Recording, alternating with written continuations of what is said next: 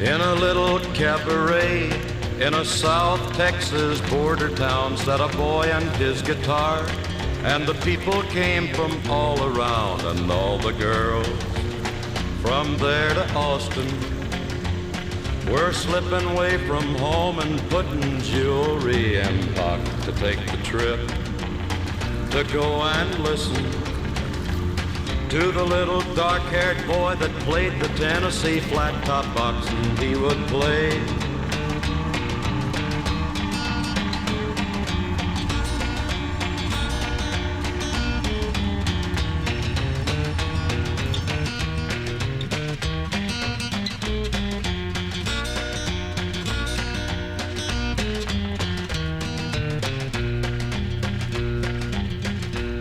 Well, he couldn't ride or wrangle, and he never cared to make a dime, but give him his guitar, and he'd be happy all the time. And all the girls from 9 to 90 were snapping fingers, tapping toes, and begging him don't stop, and hypnotized and fascinated by the little dark-haired boy that played the Tennessee flat-top box, and he would play.